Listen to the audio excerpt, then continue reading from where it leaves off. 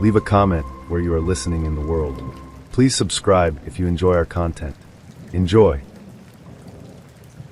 It started like any other casual fling, a typical modern dating story born out of boredom and the swipe of a thumb. Let me tell you about my friend who had her first and last date with the guy she met on Tinder. She was a bartender at a busy spot in our city, the kind of place that was always packed on weekends and kept her pockets full of tips. Let's call her Sarah. She was sharp, funny, and independent, the type of person you'd assume could see through anyone's nonsense. She didn't need anyone to take care of her. She had that covered. Maybe that's why she didn't think twice when she met this guy. His profile was unremarkable, just normal enough to put her at ease. Handsome in a forgettable way, polite but not overly eager. He seemed safe.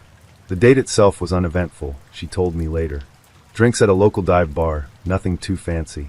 He was charming, funny, and attentive, the kind of guy who asked her questions and actually seemed to listen. They didn't talk about anything too deep, just the kind of casual chatter that comes with getting to know someone new. When he suggested heading back to her place, it didn't feel like a big deal. She was an adult, and she made adult decisions. The next morning, he was gone before she even woke up. He'd left a quick text, something generic like, "Thanks for last night, smiley face." But that was it. She wasn't offended. In fact, she barely thought about him again. It was just another one-night stand, and she moved on with her week. Then, a few days later, something strange happened. She was at the grocery store, trying to pay for a carton of milk and some bread, when her debit card got declined. At first, she thought it was just a glitch. Maybe the system was down, or maybe she'd grabbed the wrong card. But when she checked her banking app later, her heart sank. Her account was nearly empty. Hundreds of dollars were gone, spent on things she didn't recognize. There were charges from Best Buy, Grubhub, and a few other stores she hadn't visited in years. It didn't make sense. She immediately went into problem-solving mode. As a bartender, Sarah was good about saving money and keeping her finances in check. She couldn't remember the last time her account had dipped below a comfortable balance, let alone been drained like this. Her first thought was that her card must have been stolen or cloned. But as she racked her brain, she realized something unsettling. The only person who'd had access to her wallet recently was him. Her pulse quickened as she remembered how he'd been alone in her apartment for a few minutes while she'd gone to the bathroom. Could he have taken pictures of her cards? Memorized her numbers? The thought sent a chill down her spine. But it got worse. Out of morbid curiosity, she checked her credit card account, even though she rarely used it. Sure enough, there were charges there too. They weren't for big-ticket items like electronics or food delivery. Instead, they were subscriptions, streaming services she didn't use. Netflix, Hulu, Sling, Amazon Prime. The guy hadn't just stolen her money. He'd stolen pieces of her identity, embedding himself into her life in a way she wouldn't have noticed for weeks if she hadn't checked. She was furious. She opened Tinder to confront him, but his profile was gone. Deleted. It was like he'd vanished into thin air, leaving her with nothing but a growing list of fraudulent charges. She felt helpless, angry, and embarrassed all at once. How could she have been so trusting? So careless? But Sarah wasn't the type to sit back and accept defeat. She remembered they had a mutual friend on Facebook, a co-worker of hers who'd mentioned knowing him briefly. It wasn't much, but it was a lead. She reached out, carefully explaining the situation without diving into too many personal details. "Do you know anything about this guy?" she asked, hoping for some clue that might help her track him down. The response came quickly, and it stopped her cold. "Oh my God," the friend wrote. "He did the exact same thing to me." It was like déjà vu. The friend described meeting him on Tinder, going on a date, and bringing him home. And just like with Sarah, her accounts were drained within days. The friend had been too humiliated to tell anyone about it at the time, chalking it up as a painful lesson learned. But hearing that he'd done the same thing to Sarah lit a fire under both of them. They started digging. Between the two of them, they managed to piece together a picture of who this guy really was. A serial scammer who preyed on women he met online. His MO was always the same: charm his way into their lives, steal their financial information while they weren't looking, and then disappear before they realized what had happened. The more they uncovered, the angrier Sarah became. How many other women had he done this to? How many others hadn't even realized it yet? She filed a police report and contacted her banks, but the process was slow and frustrating. She got her cards canceled and started the long, tedious task of disputing the charges, but the emotional toll was harder to shake. "I felt violated," she told me. Not just because he stole from me, but because I let him into my home. I trusted him enough to fall asleep next to him, and he used that trust to screw me over. Even now, Sarah says the experience has changed the way she approaches dating. She doesn't trust easily anymore, and she's hyper-aware of who she lets into her space. She double-checks her locks, keeps her wallet out of sight, and never leaves a stranger alone in her apartment. It's exhausting, she admits, but it's the only way she feels safe. The story stuck with me for days after she told me. It wasn't just about a bad date. It was a reminder of how easily we can fall victim to someone who knows exactly how to exploit our vulnerabilities. In the age of dating apps, where we swipe through potential matches like we're ordering from a menu, it's easy to forget that not everyone is who they claim to be. Sarah's story is a cautionary tale, one I share with people whenever the topic of online dating comes up. Not because I want to scare them, but because I want them to be careful, to trust their instincts, to remember that even the most charming stranger can have a darker side. So, the next time you match with someone who seems too good to be true, take a moment to think about Sarah. And maybe, just maybe, keep your wallet locked away. I matched with this insanely attractive girl on Tinder, seriously way out of my league. She had this sultry look in her photos, the kind that makes you wonder if she even needs to be on a dating app at all. Her bio was short but intriguing, something about loving a little danger and late-night drives. It was the kind of profile that makes your heart race as you swipe right, hoping against hope she'll swipe right too. And then she did. We started chatting, and I couldn't believe how easy it was. She was flirty right off the bat, no awkward small talk, or what do you do for work nonsense. It was like she had read my mind and knew exactly how to keep me hooked. Within hours, the conversation turned steamy, texts that would make your phone overheat, if you know what I mean. It was bold, direct, and exactly the kind of adrenaline rush I didn't know I needed. By the end of the day, we were sexting. Not just a little playful innuendo, but full-on, no-holds-barred, X-rated stuff. She was imaginative, confident, and every word she typed made my heart pound a little harder. I remember sitting there, grinning like an idiot, thinking, this is it. This is what people dream about when they join these apps. Then she hit me with something unexpected. You're fun, she texted. I have to tell you something, though. Don't freak out. I froze for a second. 1,000 scenarios ran through my head. Was she about to say she had a boyfriend? That she wasn't really single? That she lived halfway across the country? Whatever it was, I figured I could roll with it. I mean, we were having fun, and I was already hooked. What is it? I replied, trying to sound as casual as possible. There was a pause. 3 dots danced on the screen for what felt like forever before her next message popped up. I'm actually a guy. LOL. The words hit me like a punch to the gut. My brain short-circuited. I stared at my phone, half expecting her to follow up with a just kidding, or some kind of explanation. But nothing came. Just silence. It was like my world tilted sideways for a moment. Here I was, completely caught up in this wild, flirty exchange, only to find out it had all been some kind of twisted joke. My cheeks burned with embarrassment. My heart raced for a completely different reason now. The confidence I'd been feeling all day, gone, completely obliterated. My initial reaction was a mix of anger and humiliation.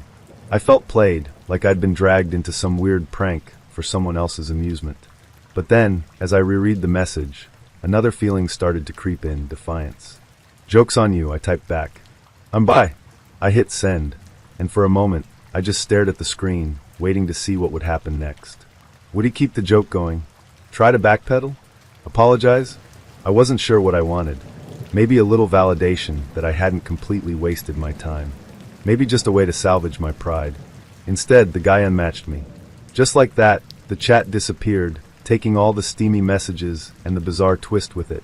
It was like it had never happened, except for the lingering mix of emotions swirling in my chest. Anger, confusion, a tiny bit of amusement, all rolled into one. I sat there, staring at the blank Tinder screen, trying to process what the hell had just happened. I should have been furious.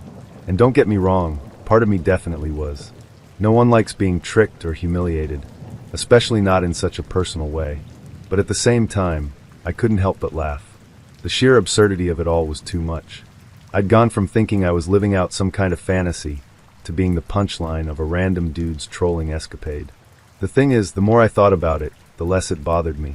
Sure, it was a weird experience, and yeah, I felt a little dumb for falling for it. It started like every other hopeful swipe through the dating app. His profile seemed normal, attractive enough, witty, with a bio that read like he had both a sense of humor and a steady job. I wasn't expecting fireworks or a soulmate. I just wanted a pleasant evening out with someone who wouldn't make me regret shaving my legs. What I got was something so bizarre, so mortifying, that even years later, the memory still makes me cringe. The horror began the moment he sent me the location for our date. "Great little Italian place," he texted. Perfect, I thought. Italian food is romantic and safe. Who doesn't love pasta? But then he added, "Oh, and I hope you don't mind, my mom's tagging along." At first, I thought he was joking. His mom? Surely, this was some sort of millennial humor I didn't understand. But no, he quickly clarified, "Yeah, we're a package deal. She'll be there with her OkCupid date. It'll be fun." Fun. That was the word he used. Fun. As if this was some quirky sitcom setup, and not the giant red flag it clearly was. I should have bailed right then and there. I should have ghosted him, blocked his number, and deleted the app entirely. But against my better judgment, and probably because I'd already picked out an outfit, I decided to go. I told myself it couldn't possibly be as bad as it sounded. Oh, how wrong I was. I arrived at the restaurant a few minutes early, hoping to calm my nerves with a glass of wine before the weirdness began. But there they were, already seated at a booth in the back, waving me over like this was some sort of family reunion. Him, his mom, and a middle-aged man who looked like he'd rather be anywhere else. "Hey," he said, standing up to greet me. His enthusiasm was unsettling. He hugged me as if we were old friends, and then, with no warning, introduced his mom. "This is Carol, my mom," he said proudly, as if I were meeting the Queen of England. She stood and pulled me into an equally enthusiastic hug. "And this," she said, gesturing to the man sitting awkwardly beside her, "is Gary. We met online last week. Isn't he great?" I didn't know whether to laugh or cry. Gary barely made eye contact, mumbling something about how nice it was to meet me. He looked like he was mentally plotting his escape, and for a moment I envied him. At least he had the excuse of being Carol's date. I, on the other hand, had willingly walked into this nightmare. "Let's sit down," my date said cheerfully, oblivious to the absolute chaos he'd orchestrated. I slid into the booth, squished awkwardly between him and the wall, while his mom and Gary sat across from us. The waiter came by to take drink orders, and before I could even glance at the menu, Carol announced that we should all do tequila shots to break the ice. I wanted to crawl under the table. Gary looked like he wanted to too, but my date was all in. "Great idea, Mom," he said, high-fiving her like this was spring break in Cancun. I reluctantly ordered a glass of wine, hoping it would take the edge off whatever fresh hell was unfolding before me. The conversation started innocently enough, though Carol dominated it entirely. She talked about her job, her dog, her latest trip to Sedona, and how spiritual the energy there was. Gary nodded along dutifully, clearly uninterested but too polite to interrupt. My date, meanwhile, chimed in with random anecdotes about his childhood, as if his mom needed any reminders of the time he broke his arm trying to skateboard off the roof. I tried to steer the conversation towards something normal, hobbies, movies, anything that didn't involve family dynamics, but it was like shouting into the void. Every time I asked my date a question, Carol would jump in with her own answer. "He loves hiking," she said at one point, cutting him off mid-sentence. "But he's terrible at it. Remember when you got lost on Camelback Mountain? We had to send a search party." He laughed like it was the funniest thing he'd ever heard. I forced a polite smile, trying to figure out how quickly I could eat my meal and leave without seeming rude. Then came the food. Or more accurately, the food fight. Carol decided it would be cute to feed Gary a bite of her spaghetti, but he flinched, and the fork ended up poking him in the chin. Sauce splattered everywhere, and instead of apologizing, she burst out laughing, dabbing at his face with her napkin like he was a toddler who'd made a mess. "Isn't he adorable?" she cooed, while Gary stared blankly at his plate, his soul visibly leaving his body. By this point, I was seriously considering faking a phone call or claiming I had an early morning meeting. But my date seemed completely unfazed by the absurdity of it all. "This is going great, isn't it?" he whispered to me, leaning in like we were sharing some intimate moment. I stared at him, wondering if he was actually delusional or just painfully unaware of social norms. Things took a turn for the truly unbearable when Carol decided it was time for karaoke. Yes, karaoke. In the middle of a crowded Italian restaurant with no actual karaoke setup. She stood up, grabbed a spoon as a makeshift microphone, and launched into an off-key rendition of Don't Stop Believin'. Gary tried to stop her, but she was unstoppable. My date clapped along enthusiastically, as if this was the peak of entertainment. I was mortified. People were staring. The waiter looked like he wanted to intervene, but wasn't sure how to approach a woman belting out Journey lyrics over plates of fettuccine. I prayed for the ground to open up and swallow me whole. Finally, mercifully, the check arrived. Carol insisted on paying, declaring that it was her treat since she'd had such a fabulous time. Gary mumbled something about needing to use the restroom and never came back. I envied his bravery. As we walked out of the restaurant, my date turned to me beaming. "So," he said, "when can I see you again?" I blinked at him, unsure whether to laugh or scream. "You're joking, right?" I said, unable to hide my incredulity. He looked genuinely confused. "What do you mean?" "Tonight was amazing." "Amazing." That was the word he used. "Amazing." I managed a polite smile, mumbled something about being busy, and practically sprinted to my car.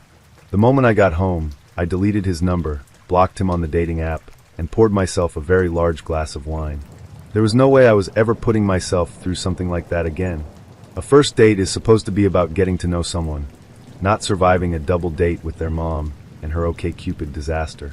Looking back, I still can't believe I didn't run the second he mentioned Carol. It's become one of those stories I tell at parties, the kind that makes everyone gasp and laugh in disbelief. But at the time, it was pure, unfiltered horror.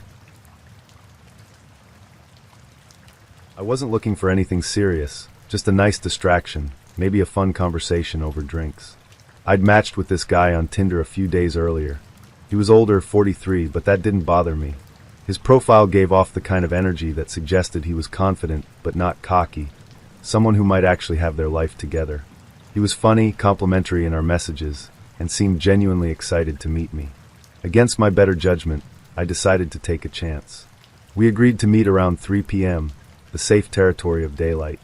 When I arrived, he was already waiting outside, smiling and waving like we'd known each other forever.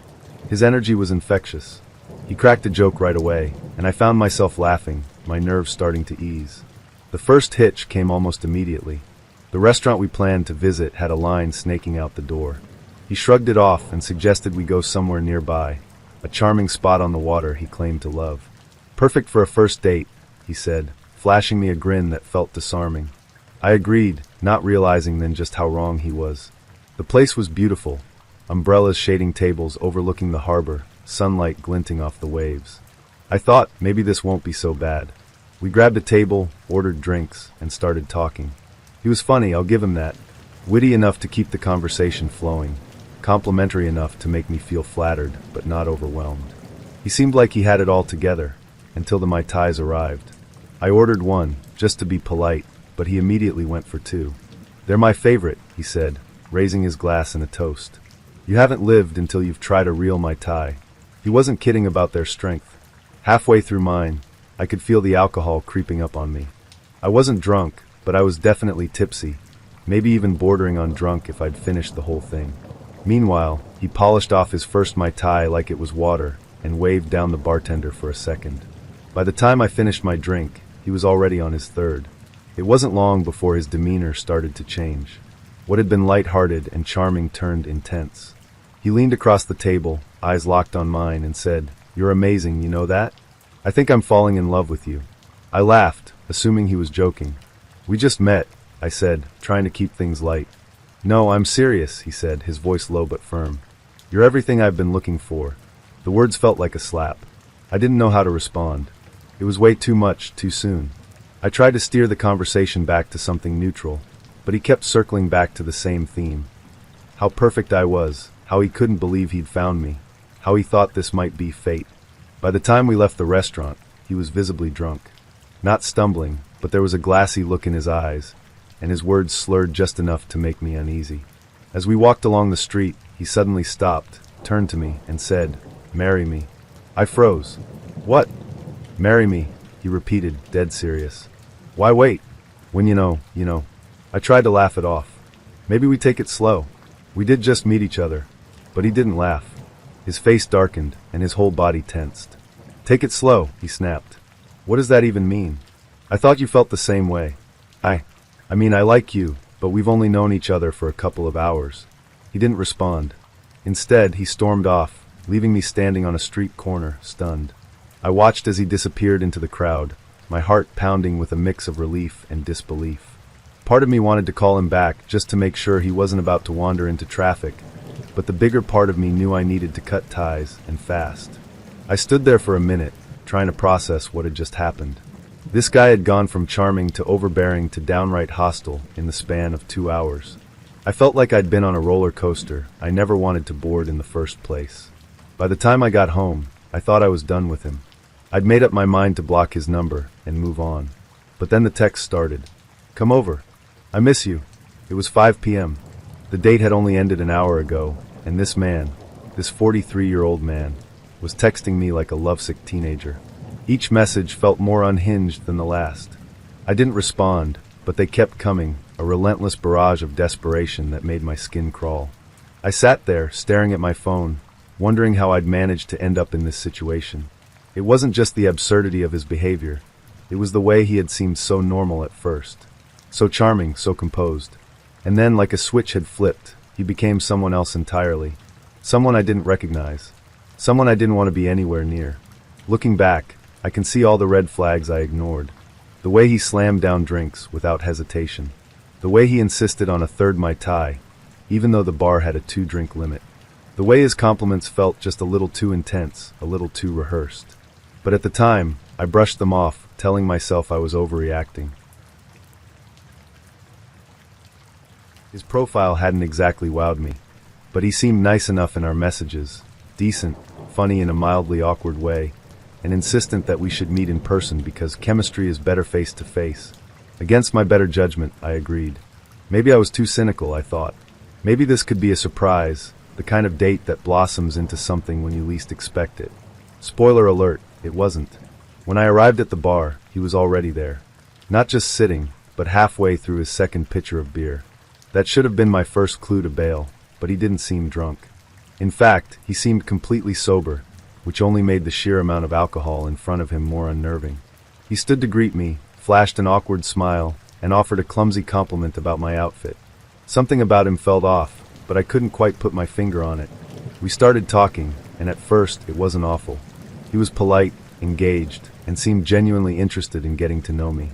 But the more we talked, the clearer it became that we had absolutely nothing in common.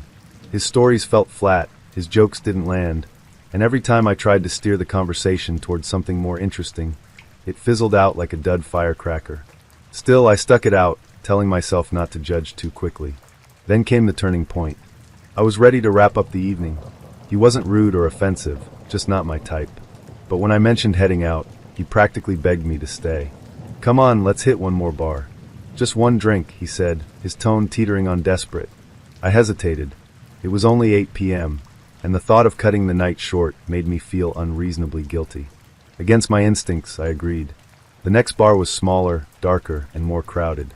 We found 2 seats at the bar, squeezed between a boisterous group of friends and a couple who were practically swallowing each other whole. I could feel his eyes on me as I ordered a drink, but it wasn't the kind of gaze that makes you feel flattered. It was intense, calculating, like he was trying to read something beneath the surface. As the couple next to us continued their public display of affection, he leaned in close and asked, "What do you think people here would do if we started making out?" I froze. My gut reaction was to laugh it off, make some joke to defuse the tension. "Probably nothing," I said. "People are too busy with their own drama." But he wasn't joking. His expression didn't shift, and his eyes didn't leave mine. "We should try it," he said. I let out a nervous laugh, trying to maintain some semblance of control. "I don't think that's a great idea," I said, keeping my tone light. "Not really my thing." I excused myself to the restroom, needing a moment to regroup and figure out how to exit this increasingly uncomfortable situation. When I returned, he had ordered a shot for me. Just one shot, none for himself. He slid it across the bar with a wide grin, insisting I drink it. "It's on me," he said, his voice oozing with false charm. "I'm good, thanks," I replied, trying to sound polite but firm. His demeanor shifted instantly. The grin vanished, replaced by a sharp edge of irritation. "Come on," he snapped. "It's just one shot." "No, really." "I'm fine," I repeated. His jaw tightened, and he let out a frustrated sigh before muttering, "Whatever. I'm ready to go." By that point, I was more than ready to leave too. But something about his behavior stuck with me. The man had consumed 2 pitchers of beer for margaritas and 2 pints of beer, and yet he displayed 0 signs of intoxication. Not a single stumble, slur, or lapse in coordination. The sheer volume of alcohol alone was staggering, but the way he carried himself made it even more unsettling. As we walked outside, I hesitated. "Are you sure you're okay to drive?" I asked, genuinely concerned. He whipped his head toward me, his expression darkening. "I'm fine," he snapped, his voice dripping with defensiveness. "I can handle my liquor." Without waiting for a response, he stalked off in the opposite direction, disappearing into the night. When I got home, the evening still gnawed at me. Despite how bizarre and uncomfortable it had been, a part of me couldn't shake the worry that something might happen to him on the road. Maybe it was foolish, but I decided to text him, just to make sure he got home safely. His response came quickly, and it hit me like a slap in the face. "I only date girls I fuck on the first date." I stared at my phone, my mind racing between shock, anger, and disgust. The sheer audacity of that message, after everything else he'd said and done, left me speechless. Any lingering guilt or concern I'd felt evaporated instantly. He wasn't just a bad date, he was a walking red flag factory, churning out warning signs faster than I could process them. Looking back, I realize how many moments I ignored my instincts. The way he guzzled beer without showing any effects. The forced charm. The uncomfortable questions and the single, suspiciously targeted shot. It all screamed trouble, but I brushed it off, telling myself I was overreacting. I wasn't. That night taught me a valuable lesson about trusting my gut. Sometimes we ignore the warning signs because we want to believe the best in people. We convince ourselves to stay a little longer, give someone another chance, even when every fiber of our being is telling us to leave. But not everyone deserves that chance. Some people are exactly who they show you they are, right from the start. Dodging that bullet wasn't just luck, it was a wake-up call. And trust me, I'm listening now. I'll never forget the day my dad sat me down and told me this story. The sheer absurdity of it has haunted and amused me ever since. It started as a light-hearted conversation, the kind where you swap funny anecdotes about life and dating. But by the end, I was left staring at him in stunned disbelief, trying to decide whether to laugh or question humanity itself. Let me set the stage for you. My dad, a tall, decent-looking Australian man in his early 50s, had recently decided to dip his toes into the world of online dating. It wasn't something I ever thought I'd see him doing, but after my mom passed away, he'd spent a long time on his own. He wasn't looking for anything serious, just companionship, someone to grab dinner with or share a few laughs. Tinder, he figured, was a modern way to meet people. Little did he know, it was also a gateway into the bizarre. For the first few months, things went relatively well. He matched with a handful of women, went on some pleasant dates, and even made a few friends. He'd tell me about the conversations and how strange some profiles were, but overall, he was enjoying himself. That is, until one weekend when his Tinder experience took a turn for the spicy. It started with a notification, a new message from a woman he'd matched with a few days earlier. She wasn't someone he'd been particularly interested in, but he'd swiped right out of politeness. She was persistent, messaging him often, though her responses were a bit offbeat, to say the least. He chalked it up to her quirky sense of humor and didn't think much of it. Then out of the blue, she sent him a photo. The first thing that struck him wasn't the content itself, but the timing. It was mid-afternoon on a Saturday. Who sends a nude at 2 p.m.? He opened the message cautiously, half expecting it to be a funny meme or a picture of her dog. But no, it was exactly what you're imagining. A full-on, no-holds-barred nude shot. My dad, being the kind of man who rarely lets things faze him, simply raised an eyebrow and muttered, "Well, that's strange," before brushing it off. He didn't respond, figuring she'd take the hint. But over the next few days, she doubled down. 5 more photos landed in his inbox, each one more explicit than the last. "Why didn't you block her after the first one?" I asked him, incredulous. He shrugged. I thought maybe she'd get bored. And I was curious. People are weird. I wanted to see how far she'd go. He decided to open the rest of the pictures, if only for the sheer absurdity of it all. The first 5 were, as he described them, vague shots with terrible lighting. He made a face as he recounted them, clearly unimpressed. "They looked like she'd taken them in a basement," he said, shaking his head. "No effort. No artistry." But it was the 6th photo that truly cemented this story as the strangest Tinder experience of his life. At first glance, the picture seemed similar to the others, a full-body mirror selfie with the same lackluster lighting. But as his eyes adjusted to the details, he realized something was very, very wrong. The woman was standing there in her bra, everything else exposed, but tucked into her bra were herbs. Not metaphorical herbs. Literal sprigs of basil, parsley, thyme, and who knows what else. She was posing confidently, one hand on her hip, a smirk on her face, and winking at the camera like she'd just delivered the punchline to the world's greatest joke. And the caption? Oh, the caption. It read, "Spice Rack." My dad burst out laughing as he told me this part of the story, tears streaming down his face. "I couldn't believe it," he said, gasping for air. "I just sat there, staring at my phone, thinking, this is where we are now. This is what dating has become." For a moment, I wasn't sure if I should be horrified or impressed by her audacity. "What did you do?" I asked, bracing myself for his response. "Well," he said, still chuckling. I laughed so hard I had to put my phone down. Once I stopped crying, I realized I had no choice but to block her. I mean, what else can you do? She called herself a spice rack. The image he painted in my mind was impossible to shake. The sheer confidence it must have taken to not only create that moment, but to send it to another person, a person she barely knew, was both astonishing and deeply unsettling.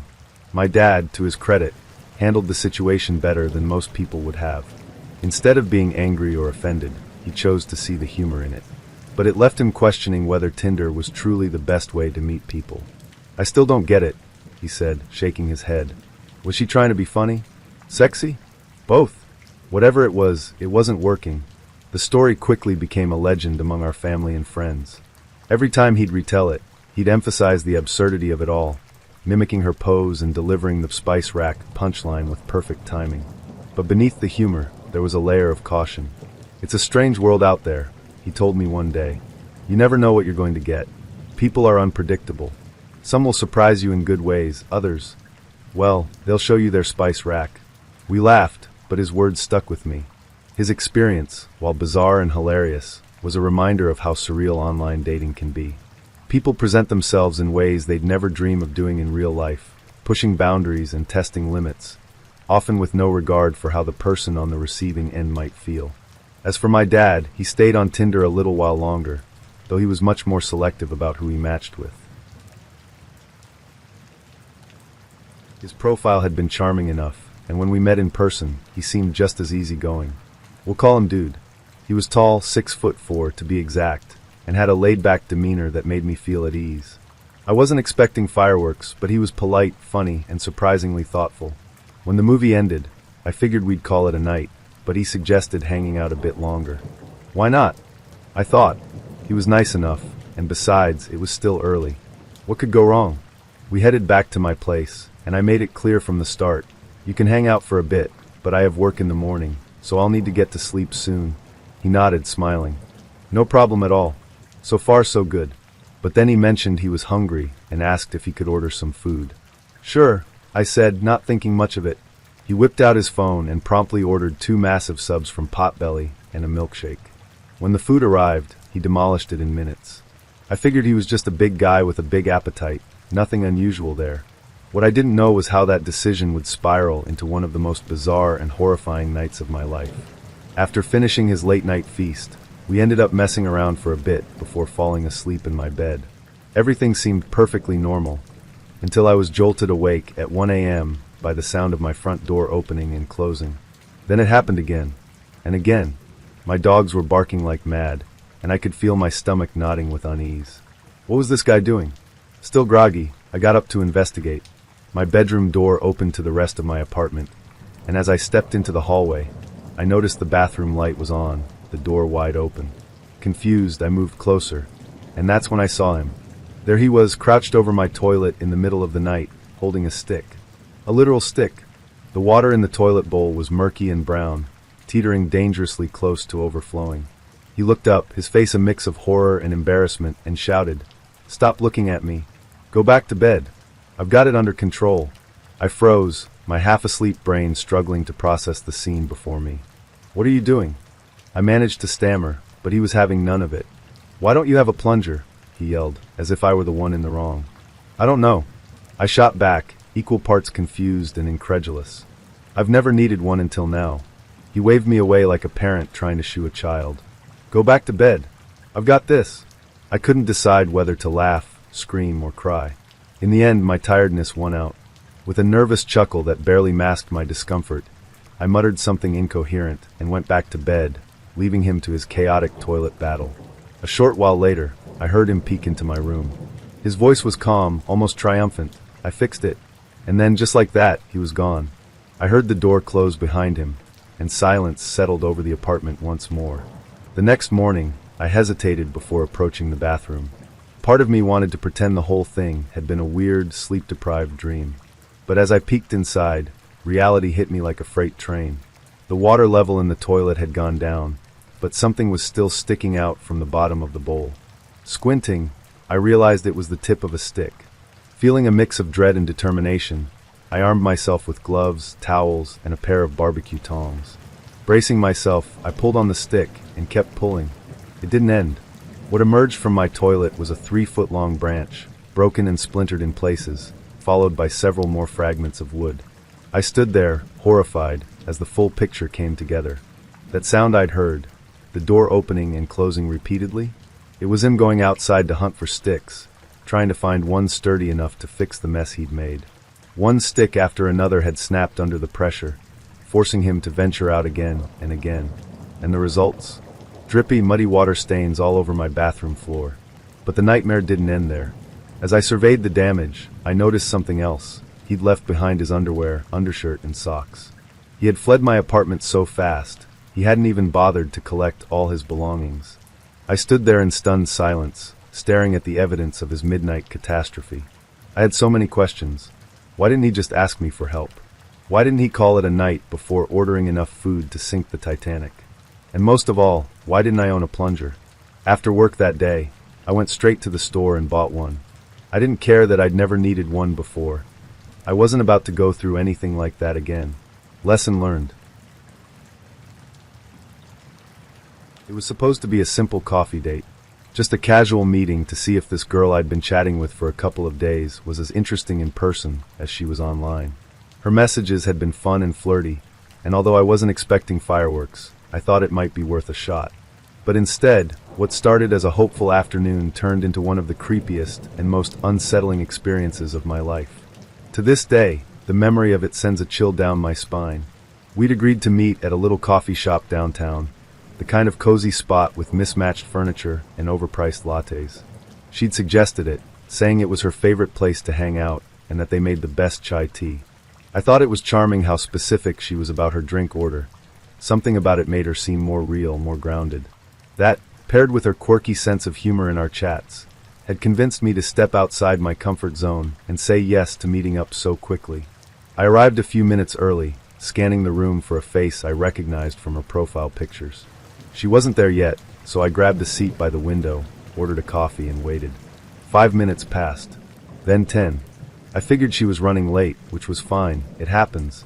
But as the minutes ticked by, I started to feel a little uneasy. I pulled out my phone and sent her a quick text. Hey, just wanted to check. Are you on your way? The response came almost immediately. Oh, I'm here. Been here for a while, actually. I looked around the cafe, feeling a wave of confusion. I hadn't seen anyone who even remotely resembled her pictures. I typed back, I don't see you, where are you sitting? Her reply made my stomach drop. I'm not in the cafe. I'm outside watching you. At first, I thought it had to be a joke. A weird, twisted attempt at being playful. But the longer I stared at the message, the more unsettled I became. I glanced out the window, scanning the street for anyone who looked like they might be waiting for someone. Nothing. Just strangers hurrying by, lost in their own lives. A what? I texted back, my heart starting to race. That's when the truth came out. The next message hit me like a punch to the gut. I'm not who you think I am. I'm a guy. I've been catfishing you. I froze, my breath caught in my chest. My mind raced, trying to process what I'd just read. I looked around again, suddenly hyper-aware of everyone around me. Was he in here, pretending to be a stranger? Was he really outside, watching me through the window? Either way, I felt exposed, like a spotlight had been turned on me, and I couldn't escape it. Before I could reply, another message came through, and this one sent a shiver down my spine. I just wanted to see you in person. You're gorgeous. It's such a shame you're a lesbian, because I'd totally do you. My hands shook as I stared at the words on my screen. The casual audacity of it made my skin crawl. He wasn't apologetic or embarrassed. He was proud of what he'd done, as though catfishing me and stalking me in public was some kind of harmless prank. I wanted to scream, to demand why he'd done this, but I couldn't bring myself to reply. My fingers hovered over the keyboard, my thoughts racing too fast to form words. Instead, I grabbed my bag and bolted for the door, keeping my head down as I stepped onto the street. Every person I passed felt like a potential threat. Was it him? Was he following me?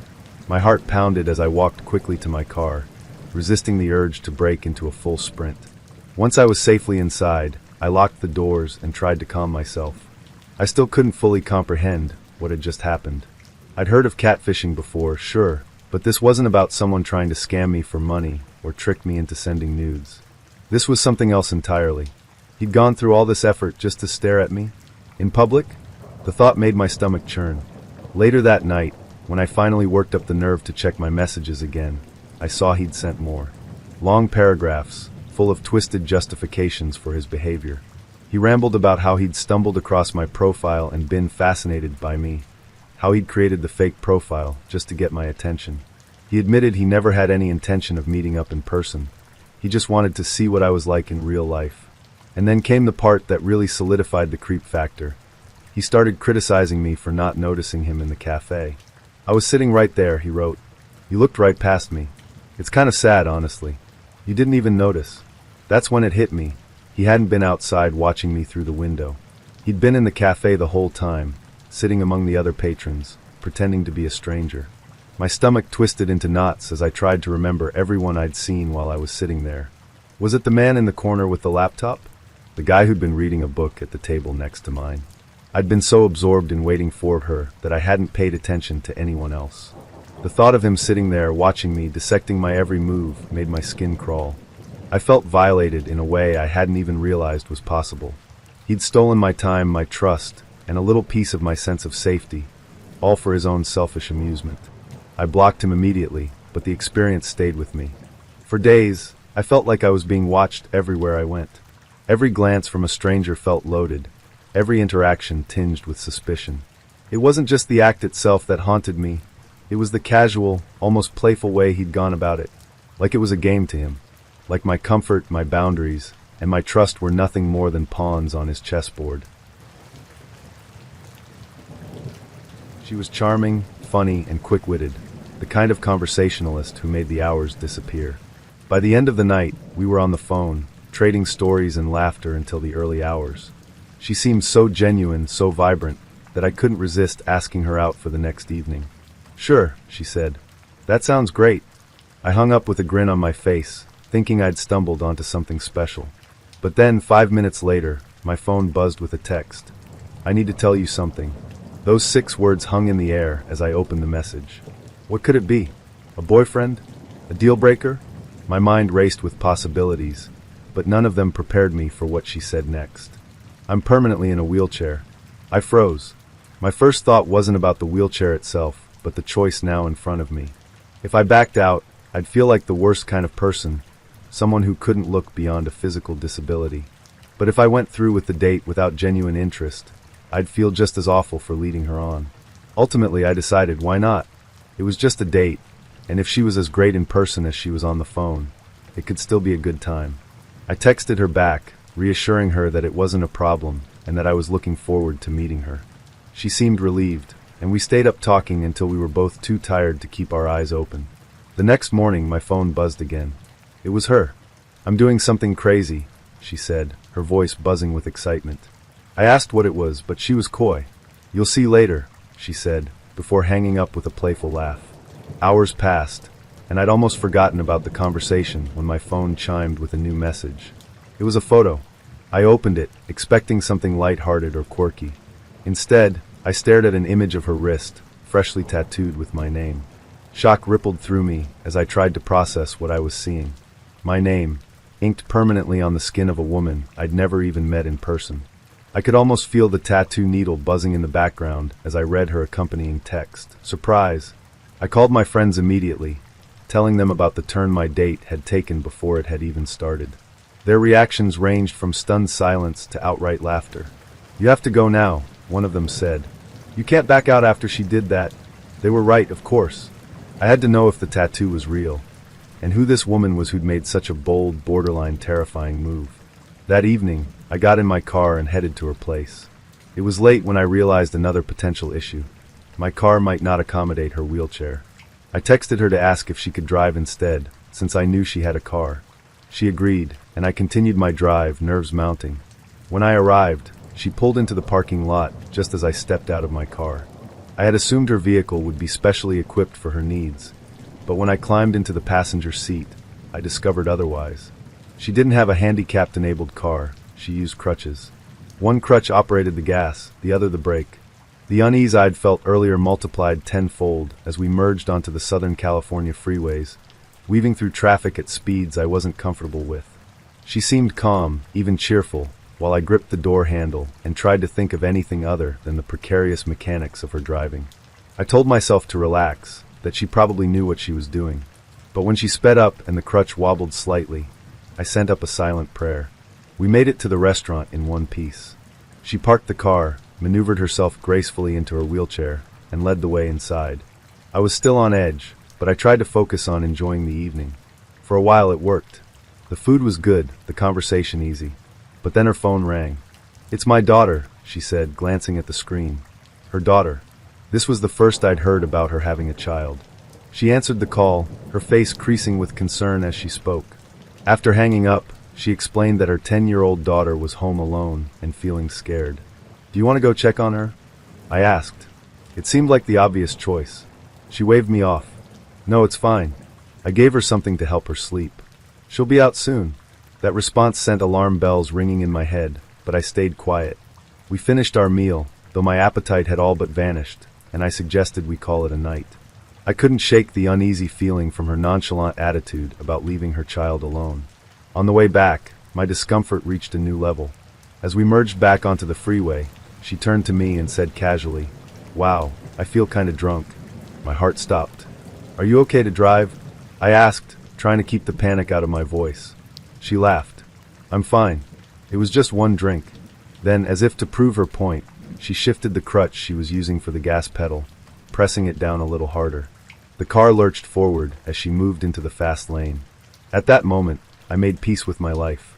I was convinced this was how it would end, hurtling down a California freeway in a car driven by a woman wielding crutches as pedals.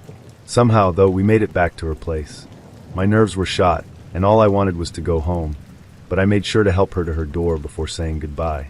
As she wheeled herself inside, she turned to smile at me one last time. "Thanks for tonight," she said. I nodded, still in shock. "Take care." The moment I got to my car, I exhaled deeply, relief washing over me like a tidal wave. The tattoo. It was real.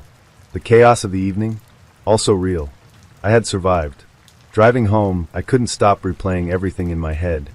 The tattoo, the crutches, the casual dismissal of her daughter's fear, and the final revelation that she'd been drinking before getting behind the wheel.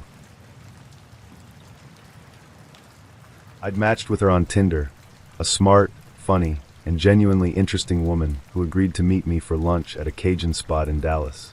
I wanted to make a good impression, of course, but I had an idea that would supposedly guarantee I'd be calm, confident, and carefree. That idea? Kratom. I'd read about it recently. This powdery green substance that people swore by for its mood-enhancing, euphoric effects. It was supposed to help with anxiety, make you feel chill and open. I'd tried it the day before, following the recommended dosage by making a tea, but nothing had happened. No euphoria, no calm, nothing. So naturally, I assumed the solution was to take more. The morning of the date, I went all in. No messing with teas or careful measurements this time. Instead, I wrapped a lot of the bitter green powder in slices of deli meat, making little kratom bombs, and swallowed them whole. It wasn't the most appetizing breakfast, but I figured it'd be worth it when I strolled into the restaurant as the most laid-back version of myself she'd ever meet. When I arrived at Rizzu's, I felt fine, maybe a little nervous, but nothing out of the ordinary. I spotted her almost immediately. She was sitting at a table, smiling as she scrolled through her phone. She looked even better in person, which only added to the pressure I'd placed on myself. I took a deep breath, straightened my shirt, and walked over. We exchanged greetings, and I sat down, doing my best to seem cool and collected. The conversation started flowing, and I felt like things were off to a good start. But then something shifted. A strange, uneasy feeling began bubbling in my stomach, growing more intense with each passing moment. At first, I thought it was nerves, but as the seconds ticked by, I realized the truth. I wasn't nervous. I was about to vomit. Not just a little. This was going to be catastrophic. Panic set in. My heart raced, and my vision blurred. My stomach churned violently, and I knew I had only seconds before I became the center of the worst possible scene in the middle of the restaurant. I managed to excuse myself, mumbling something about needing to use the restroom, and stood up. My plan was simple: make it to the bathroom before disaster struck. But disaster didn't wait. I took a few steps before the first wave hit me like a freight train. I tried to cover my mouth, but it was useless. Vomit erupted, hot and relentless, spilling through my fingers as I bolted toward the bathroom. I was choking on it, my eyes watering as I sprinted, leaving a gruesome trail across the floor that no one in the restaurant could ignore. Somehow, I made it to the bathroom. Barely. The trash can just inside the door became my savior, or as much of a savior as anything could be in that moment. I doubled over, retching violently, the contents of my stomach, deli meat and kratom, spilling out with horrifying force. It felt endless. By the time I was done, I was shaking, my face pale, and my hands trembling. I leaned over the sink, splashing cold water on my face, and trying to catch my breath. My arms were streaked with vomit, my shirt stained, and my dignity completely obliterated. I scrubbed furiously, trying to make myself presentable enough to go back out there. I could only imagine what she was thinking, sitting alone at the table, probably horrified by the sound of my escape, or worse, the trail I'd left behind. I considered leaving altogether, just sneaking out the back door, disappearing into the Dallas sun, and pretending this date had never happened. But part of me felt like that would only make things worse. I couldn't leave her there with no explanation. So, against all logic, I returned to the table. When I sat down, she looked up at me, her expression a mix of concern and awkwardness. "Are you okay?" she asked, her voice careful but kind. "Yeah," I croaked, my throat raw from the ordeal. "I think I ate something weird earlier. I'm so sorry about that." She nodded, and for a moment, I thought maybe I could salvage what was left of this date. But then the smell hit me. A faint, undeniable odor of bile and regret wafted from my clothes. I could see her nose twitch slightly, and I knew she noticed it too. The rest of the meal was excruciating. I tried to power through, forcing myself to eat small bites of jambalaya in between sips of water, but my appetite was gone. She made polite conversation, probably out of pity, while I focused on not throwing up again. Every second felt like an eternity, and by the time we parted ways, I was ready to crawl under a rock and never emerge. I apologized profusely as we said goodbye, thanking her for being so understanding. She smiled and said, "No worries," but I could tell the date had been a total disaster. As I walked to my car, I replayed the events over and over in my mind, cringing at every detail. Looking back, I don't know what I was thinking. The idea of using kratom to enhance my date now feels absurd, like something out of a bad comedy. I'd wanted to impress her, to show her I was cool and confident, but instead, I became the nightmare date she'd probably tell her friends about for years. For a while after that, I avoided dating altogether.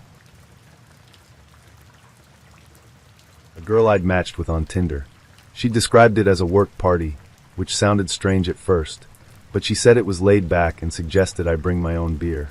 At 21, I wasn't new to the world of odd social gatherings, and the promise of meeting new people, and maybe spending some one-on-one time with her, seemed worth the gamble. I stopped by a store on the way, grabbed a six-pack, and headed over to her place. I expected some light chatter, maybe some music, and the usual awkward introductions. Instead, I walked into what I can only describe as a living room full of underage strangers and an atmosphere that felt off. The first thing I noticed was that most of the people there looked really young, 17 or 18 at most. I was immediately uneasy. The girl I was meeting was my age, so I assumed her friends would be too.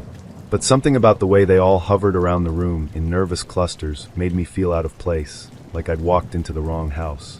Before I could turn around and leave, the girl spotted me, waved me over, and introduced me to a few people. She seemed genuinely happy I'd come, so I figured I'd stay for a bit. After all, I had my beer, and how bad could it be? It didn't take long for the vibe to shift. A man walked into the room, commanding everyone's attention without even saying a word. He was older, maybe in his late 30s, and dressed like someone who'd just stepped off the set of a knockoff Wall Street movie. Slick back hair, too tight button-up, and shiny shoes that clicked loudly against the floor. Without much ceremony, he gathered everyone in the living room, clapping his hands and urging us to sit.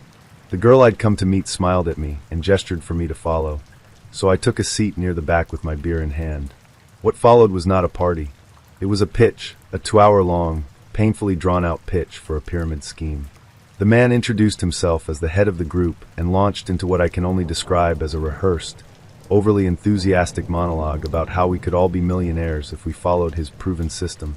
He pointed out the shiny BMW parked out front, claiming it was a company car that could be ours if we signed up.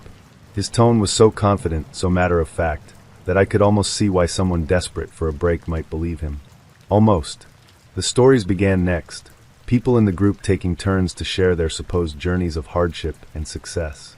A young woman described how she dropped out of college because she couldn't afford tuition, but now earned more than her professors ever would. A guy who couldn't have been older than 19 talked about paying off his parents' debts with the money he'd made. They spoke in reverent tones about the head of the group, like he was some kind of savior who'd swooped in and transformed their lives. All the while, I sat there sipping my beer, the only one drinking, and trying not to let my disbelief show. The more they talked, the more I realized who their real targets were: low-income teens, fresh out of high school and uncertain about their futures. They were dangling the promise of financial independence and flashy cars in front of kids who didn't know better. It was predatory, and it made my stomach churn. At one point, the head of the group turned his attention to me. "What about you?" he asked, grinning like he already had me in the bag. "What would you do with an extra $1 million? I forced a polite smile and shrugged. "Haven't thought about it much." He nodded knowingly, as though he'd just heard the answer he expected. "Stick with us, and you'll be able to do anything you want." For 2 hours, I endured the sales pitch, feeling increasingly out of place and uncomfortable. Every so often, I'd glance at the girl I'd come to see, wondering how she could possibly buy into this. She seemed genuinely invested, clapping and cheering along with the others. It was like watching a cult in action. Finally, after what felt like an eternity, the pitch ended.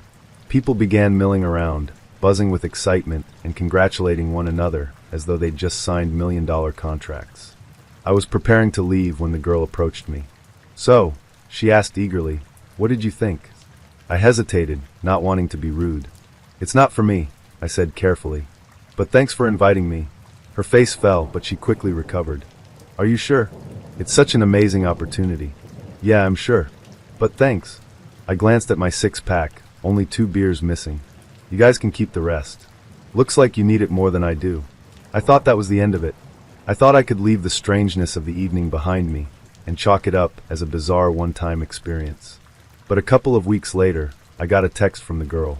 "Hey, I was wondering if the head of the group could call you to talk about why you're not interested. He really values feedback." I didn't respond.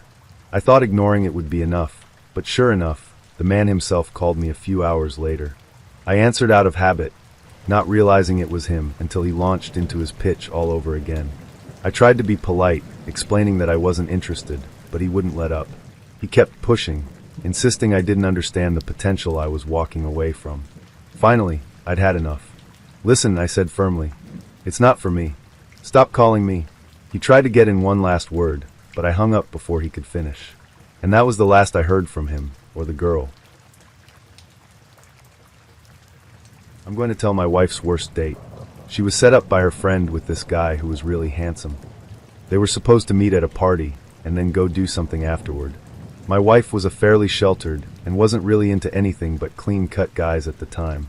This guy pulls up to the party with a full bushy beard, long hair pulled back, black leathers and boots, all on a big motorcycle.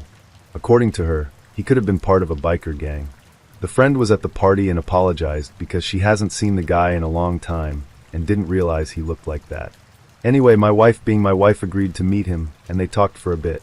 The guy was a complete asshole. He made fun of just about every woman at the party, was a jerk to my wife, and actually insulted her hair. To be fair, it wasn't her best look. The guy's ex then walks into the party, and the whole time, he can see her, he is ragging on her. I asked my wife why she stayed. She said he has this skin-tight black leather jacket on, and these huge arms. His was kind of hot. She asked if he wanted to go somewhere else, and he said yes. Said he had another helmet, but my wife declined. He said his house was just around the corner and would grab his car. He left and never came back. He texted the mutual friends, yeah, no. Apparently the date really did a number on my wife. She ended up completely changing her hairstyle and stopped wearing frumpy conservative girl clothes. She got super worried about how people saw her, but also gained a ton of confidence because she never wanted to have to be set up again. Now for the funny part. Fast forward 6 years or so, and we had been married for 3 years. I'm talking about how much I want to get a motorcycle, and had been looking at a few bikes. My wife assumed I didn't have any real like of bikes because in her mind I had never owned one. I told her I had owned a few but sold my last one a few months before we met to buy my grown-up car. She says, "Really, do you have any pictures?" I think about it for a while and realize I had some of my old Indian and a more recent one of my old Honda Magna.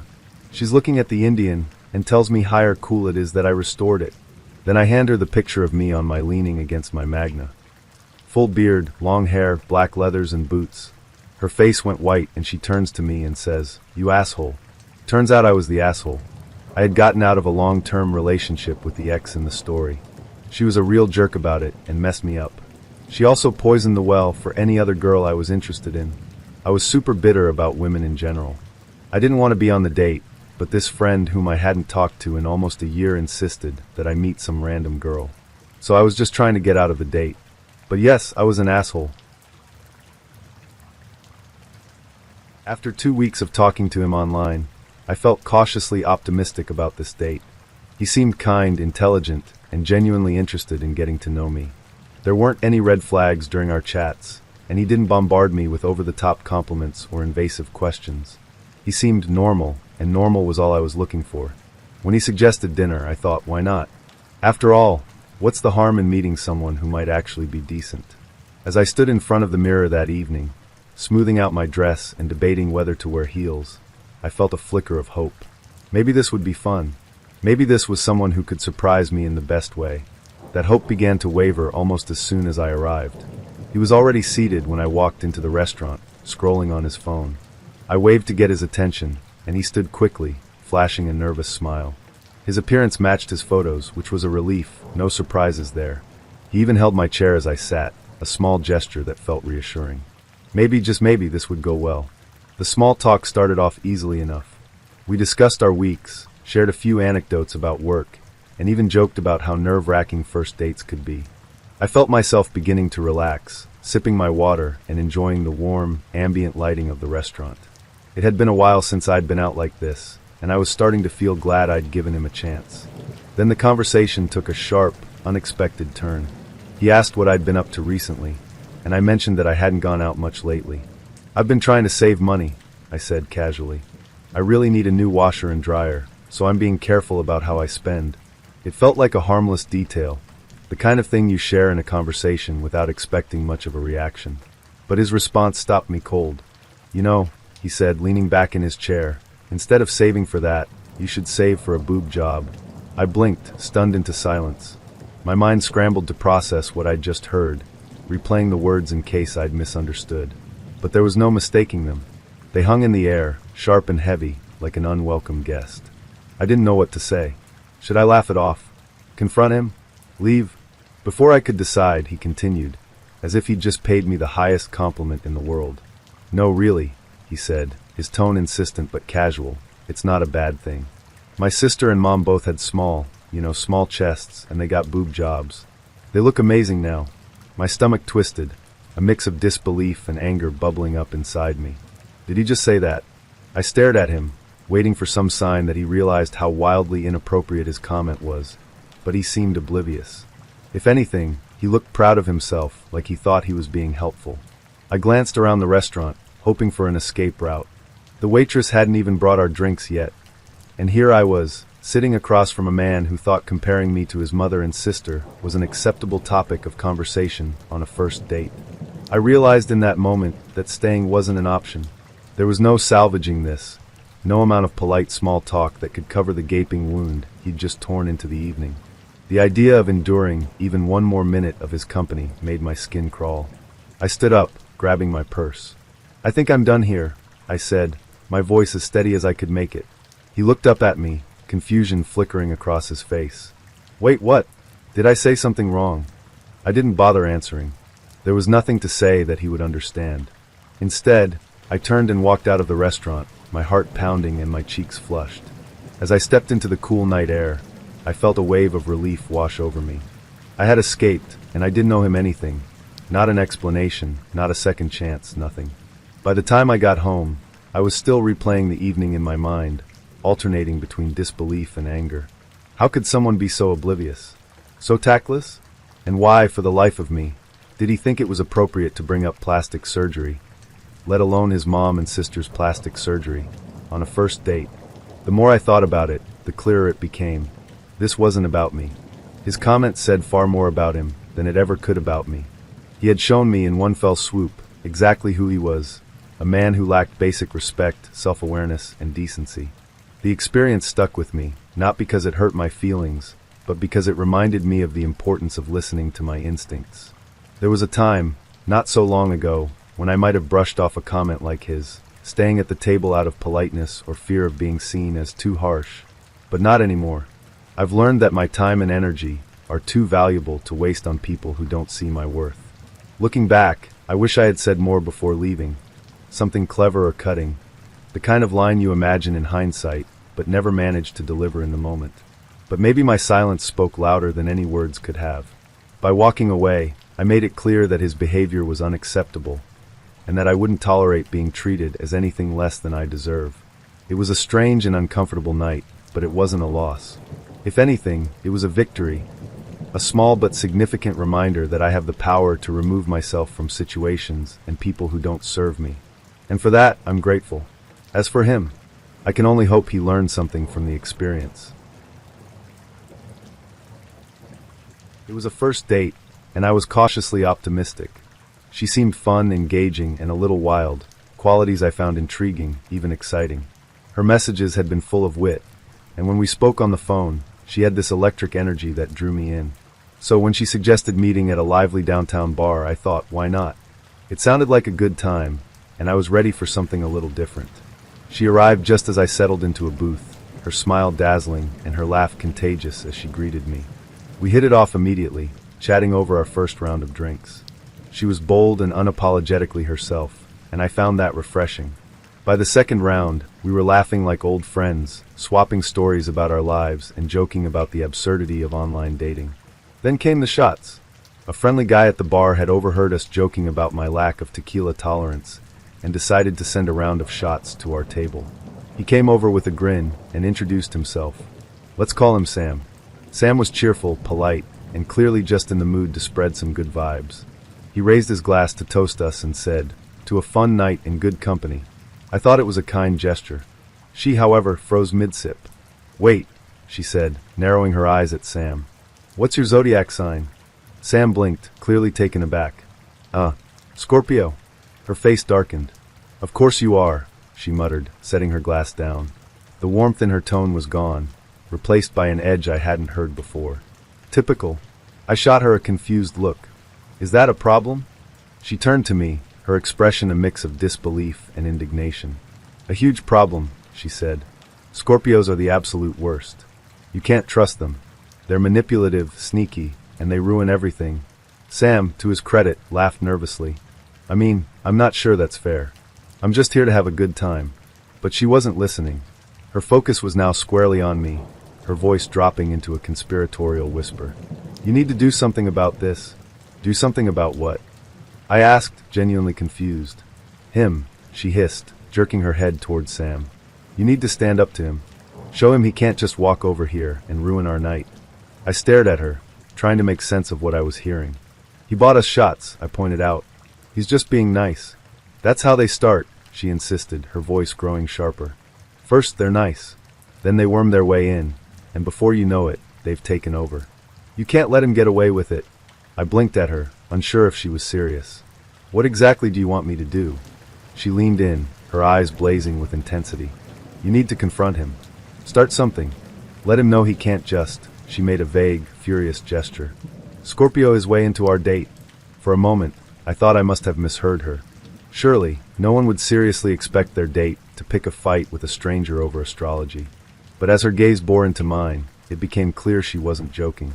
She wanted me to start a bar fight with Sam, the perfectly friendly guy who'd bought us drinks, simply because he was a Scorpio. I glanced over at Sam, who was now chatting with the bartender, completely oblivious to the chaos brewing at our table. "Yeah, I'm not doing that," I said firmly. Her jaw dropped. "Are you kidding me? You're just going to let him ruin our night." "Our night is fine," I said, trying to keep my tone calm. "He hasn't done anything wrong." She threw her hands up, exasperated.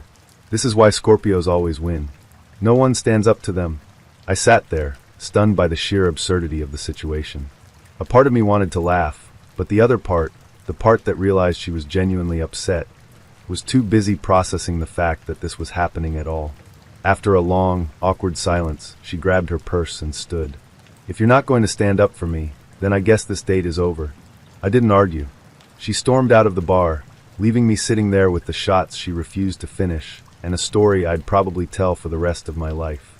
Sam, noticing her dramatic exit, came back over with a concerned look. "Everything okay?" he asked. "Let's just say it was a mismatch," I replied, raising my glass. "Thanks for the drinks." He smiled sympathetically and clinked his glass against mine. "Anytime, man." As I sat there sipping the tequila, I couldn't help but shake my head at how quickly the night had unraveled. I'd gone into the date with high hopes, only to end up caught in a battle I didn't even know existed, a battle against the stars themselves. The night was supposed to be straightforward, a classic first date to the movies, simple and low pressure. She'd seemed sweet when we'd talked beforehand, with an easy laugh and just enough shared interests to make me curious about where things could go. I had a good feeling about it, or at least I thought I did, but as I stood outside the theater, waiting for her to arrive, I couldn't shake the odd twinge of anxiety that something wasn't quite right. When she showed up, I was caught off guard. Not because of her, she looked as I expected, cheerful and smiling, but because she wasn't alone. Walking beside her was another woman, a carbon copy of her features, but a few years older. "This is my sister," she announced brightly, as if this was the most normal thing in the world. I managed a polite nod and awkward smile, trying to hide my confusion. Why is her sister here? I wondered. Was this some sort of preemptive chaperone situation? A safety precaution? A last-minute addition to the evening's plans? Whatever the reason, she hadn't mentioned it beforehand, and the sudden presence of a third wheel immediately threw me off balance. Inside the theater, things only got stranger. Before I knew it, I found myself at the ticket counter, paying for both of their tickets. I didn't mind treating my date, it's just part of the ritual, but the added expense of her unexpected guest felt less like a kind gesture and more like an obligation.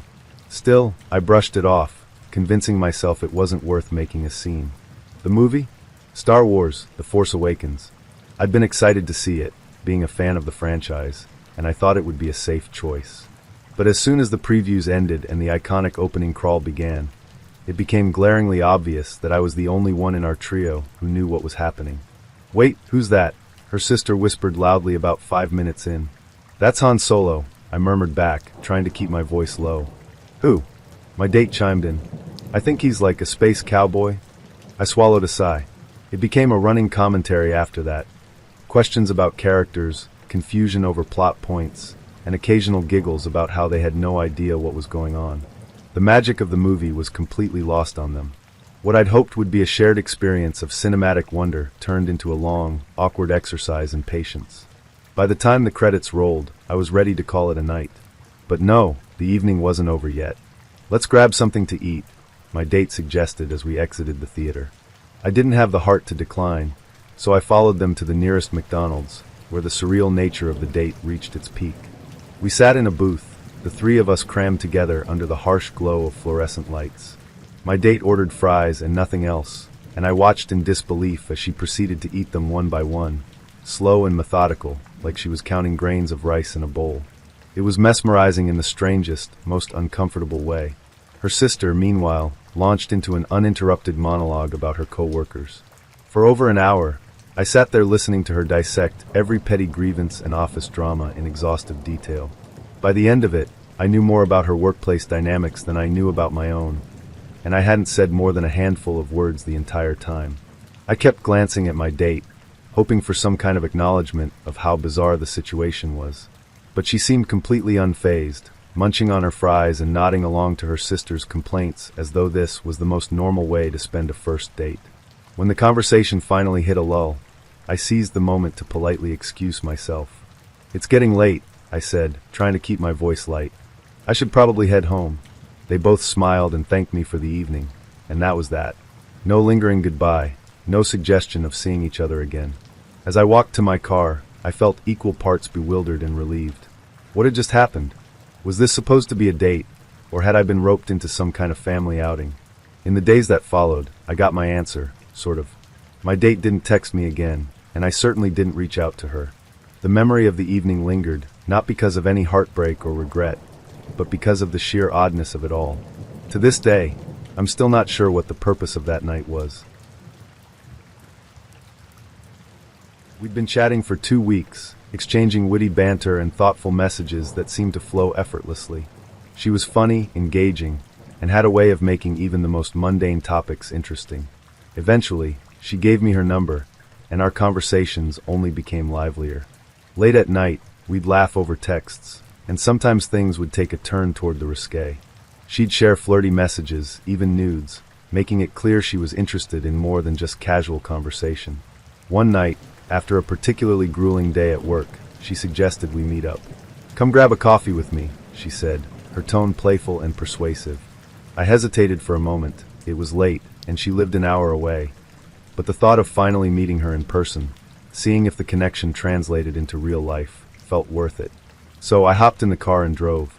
The cafe was quiet when I arrived, the kind of place that felt cozy and intimate.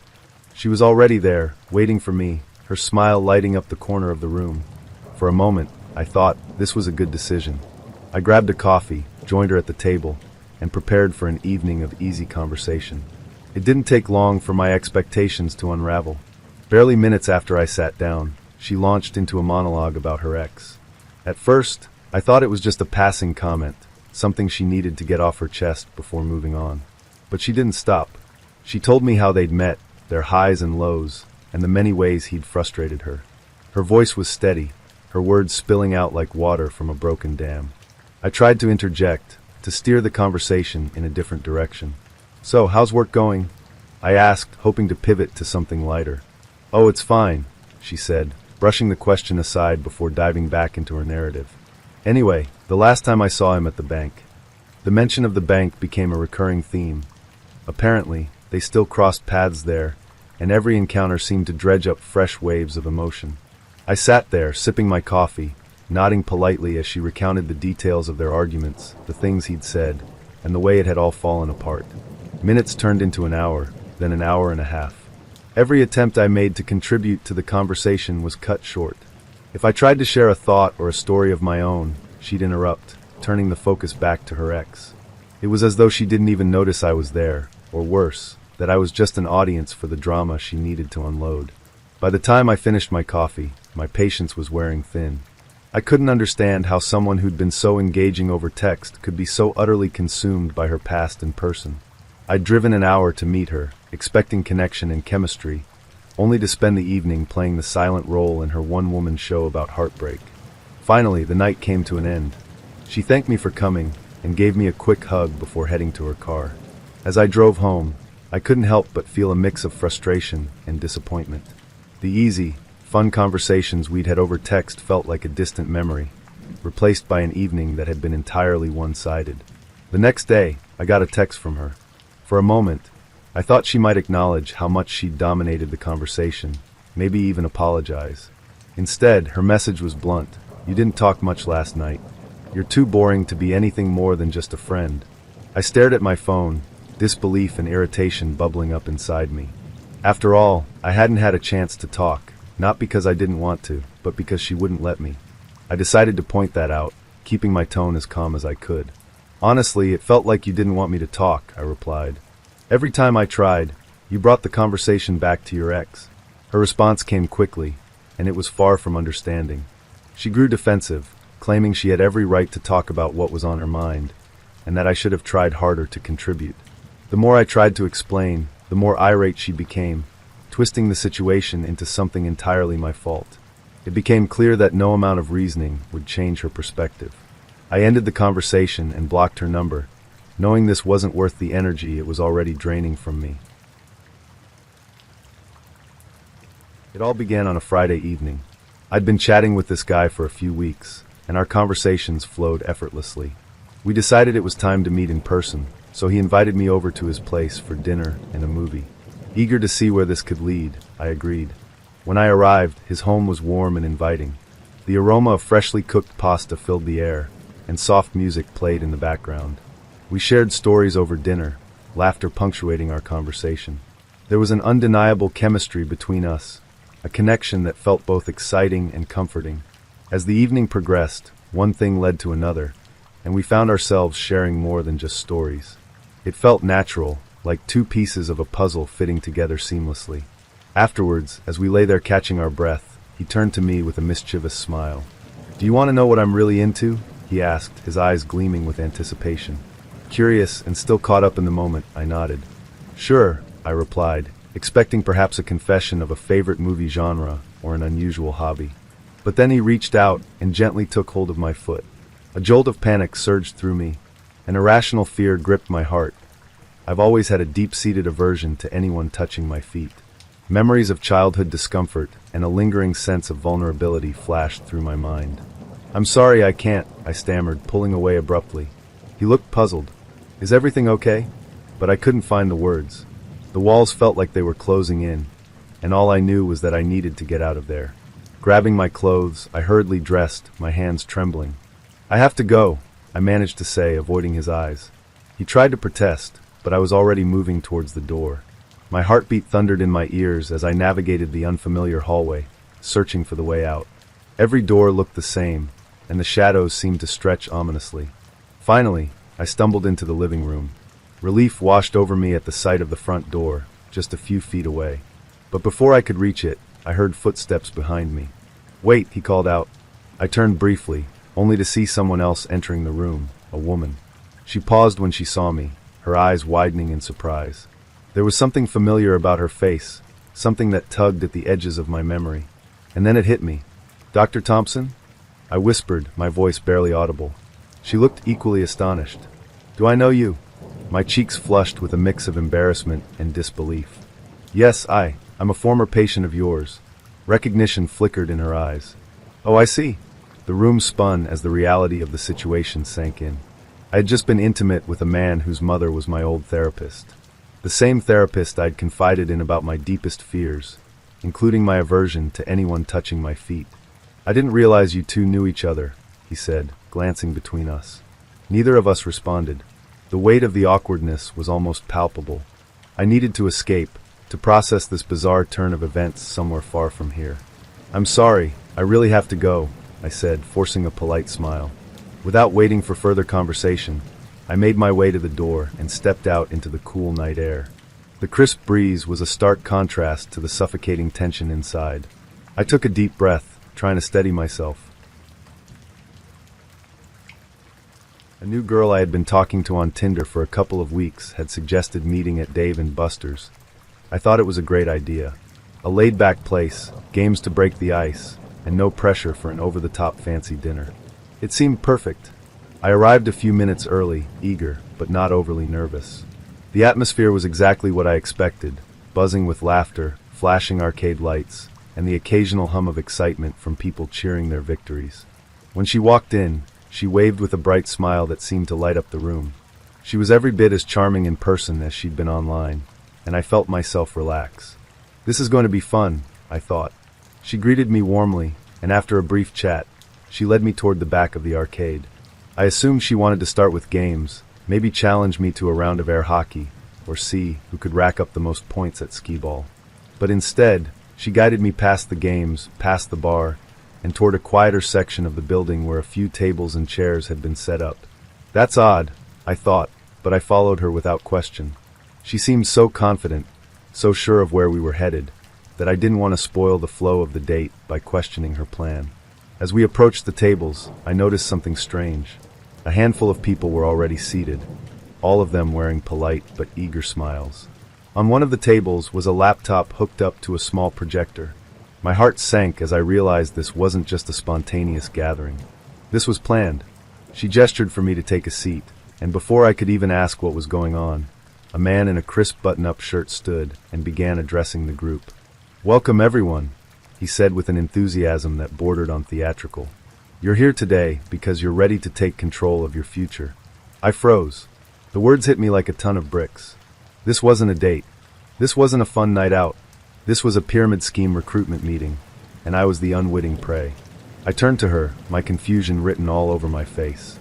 She smiled apologetically but said nothing, as if this was a perfectly normal thing to spring on someone during a first date. I didn't know whether to laugh, leave, or just sit back and see how far this would go.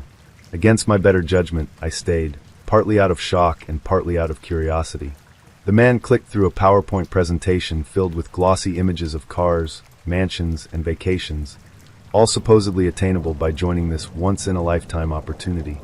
He spoke about financial freedom, about escaping the rat race, and about how people like me could become millionaires with just a little dedication and hard work. I tried to catch her eye, hoping for some sort of explanation. Was this a joke? A test? But she seemed completely engaged, nodding along as though every word was gospel. I couldn't tell if she genuinely believed in this, or if she was just hoping I'd fall for it too. As the presentation dragged on, I felt trapped. Leaving in the middle would have been obvious and awkward, and I wasn't sure I had the energy for that confrontation. So I did what any polite person would do. I sat there, nodding occasionally, and endured it. Inside, though, I was fuming. After what felt like an eternity, the presentation ended, and the man invited us to sign up on the spot. He even had contracts ready, complete with colorful brochures promising endless wealth. People began milling around, chatting excitedly about their potential futures as self-made millionaires. "Pretty inspiring, right?" she asked, turning to me with a hopeful smile. "Inspiring," I said flatly, trying to mask my disbelief. "Not exactly what I was expecting for tonight." She laughed nervously. "Yeah, I thought it might be a little different, but I wanted to share it with you. Isn't it amazing what they're offering?" I didn't have the heart or the patience to argue with her. "Sure," I muttered, grabbing my jacket. "Thanks for the invite." I left without signing anything, my head spinning as I walked through the arcade. The lights and laughter that had seemed so inviting earlier now felt surreal, like a stage set I'd stumbled onto by accident. I still reeling from a breakup, scrolling aimlessly through Tinder when I matched with her. She was gorgeous, far beyond what I thought I could pull off in my state of disarray. But it wasn't just her looks that hooked me, it was the way she talked. Bold, unfiltered, and dripping with the kind of confidence that made my pulse quicken. Every message was more daring than the last, and before long, she had me hanging on her every word. She made it clear what she wanted, and in my emotional haze, I convinced myself I wanted it too. A few days later, she insisted I come over.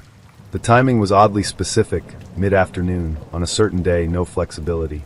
Normally, a setup like that would have sent warning bells ringing in my head, but I rationalized it away.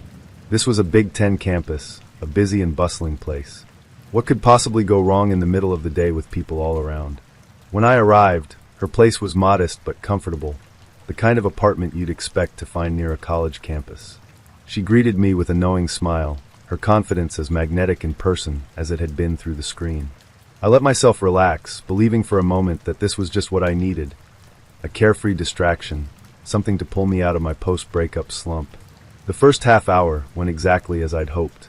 We talked, flirted, and the tension between us built steadily. I couldn't believe my luck. For the first time in weeks, the ache in my chest had dulled, replaced by something light and exhilarating. And then the front door opened. At first, I didn't process it. My brain struggled to reconcile the cheerful clatter of keys and the heavy thud of boots with the cozy, private moment we were sharing. But when she froze, her expression shifting from playful to panicked, I knew something was wrong. "Who's that?" I asked, my voice low. She didn't answer. Instead, she jumped to her feet, her composure cracking as she motioned for me to stay quiet. The footsteps grew louder, and then he appeared, a man taller and broader than me, his face a storm cloud of confusion and anger. "Honey, who's this?" he asked, his tone dangerously calm as he gestured toward me. I felt my stomach drop, the pieces clicking together too late. "Wait," I stammered, turning to her. "Is this your husband?" Her silence was answer enough. The air in the room grew thick with tension, and I could feel my pulse pounding in my ears.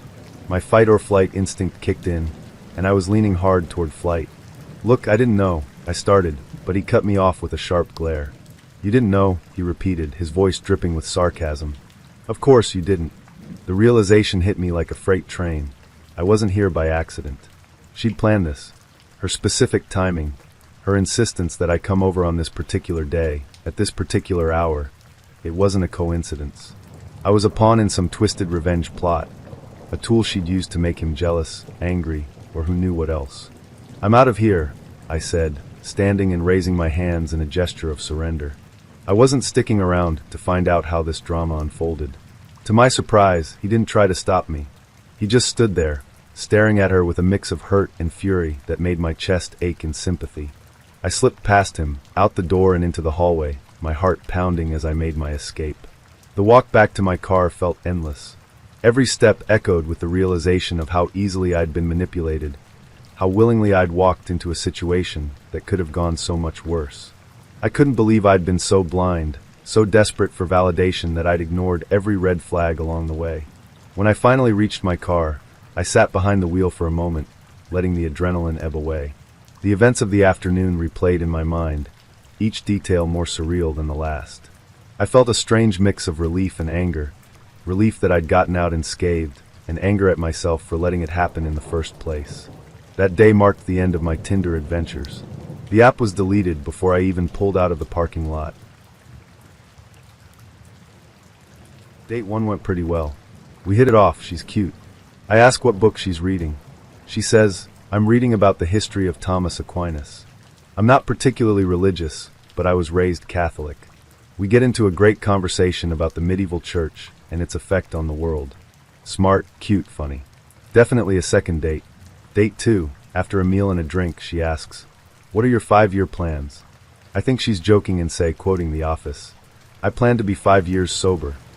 No response. The Office, never heard of it. Huh.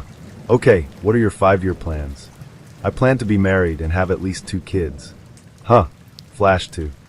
Can you give me a ride home? Sure, I say.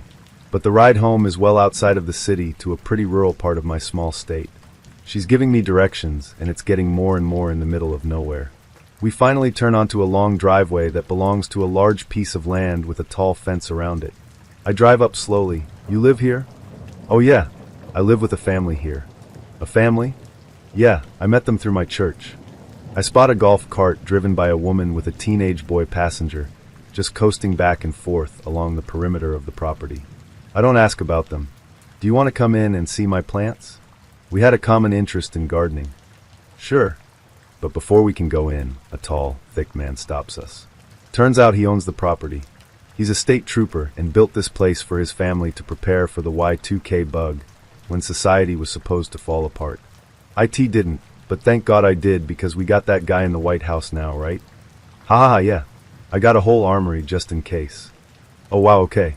The girl leads me into the house and shows me not a few plants, but at least 200 seedlings under grow lights.